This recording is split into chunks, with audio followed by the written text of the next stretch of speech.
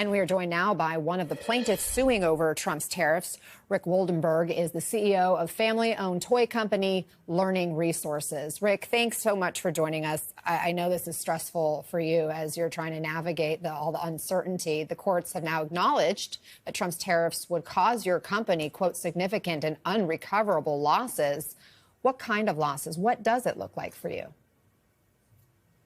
Well, obviously, we're doing everything we can to stem the tide of those losses. We have to pay the tariffs as we bring product in, but it's the frictional costs that are really killing us. You know, we have the costs of moving product from one country to another, retesting, services related to that, lost business opportunities that went away, orders that were canceled. There's a very long list of hits we're taking, and they're not recoverable because you can't seek damages from the U.S. government. You have about 500 employees, right? Have you had to lay off anybody because of Trump's policies? No, we're absolutely drawing the line at that. We've defined this as a community problem at our company, and we're circling the wagons around our team. Their families are counting on their livelihood.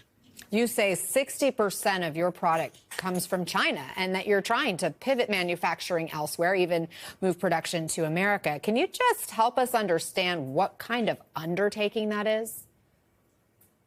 Well, we have about 30% of our office employees working full-time or part-time on tariffs, and that's a change up from about 0 a month ago. That's a massive shift in labor, almost unthinkable. No one carries that kind of spare capacity. And because the rules change every 2 days, like we're stuck in some sort of telenovela, you don't really know what to do. We are constantly making decisions with guesses because we don't know what the rules are, and they keep changing. It sounds so frustrating. Small businesses have raised a lot of alarm about the impact of these tariffs already, but the White House hasn't budged. They're saying 0 exceptions, 0 carve-outs for small businesses. On top of it, you have the White House telling companies to eat the cost of tariffs rather than raise prices. How does that hit you? It feels like gaslighting. The reality is that this tariff scheme is a $600 billion a year tax increase. Secretary Bessent brags about $600 billion in revenue.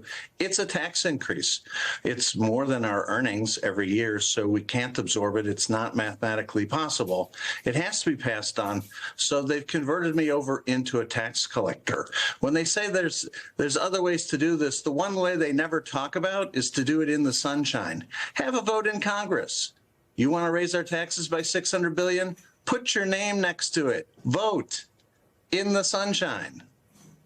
Your company has been in business for about 40 years. You are not just trying to find your footing, and yet you describe the challenges that you're facing, the complete whiplash that you've endured.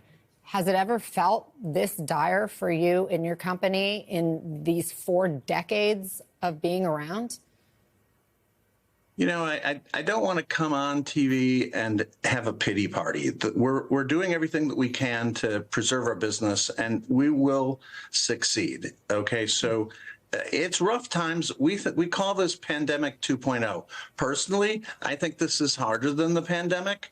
We survived the pandemic and grew after the pandemic, so we were fine there, and we will traverse this as well. But this is our own government doing this to us, which is shocking. It's absolutely shocking. And the problem is simple. There's a tax increase. This is an emperor has no clothes thing. This is a tax increase.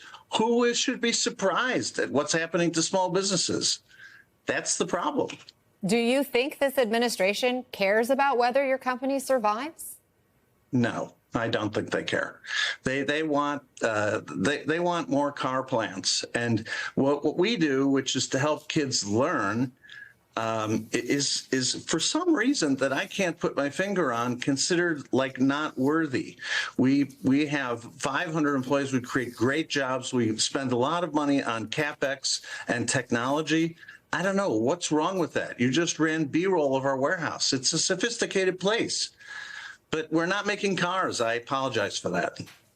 Rick Woldenberg, you're making toys for kids. That matters too. Thank you very much for spending time with us and sharing the insight into your business, your dilemma here, and the impact of these tariffs.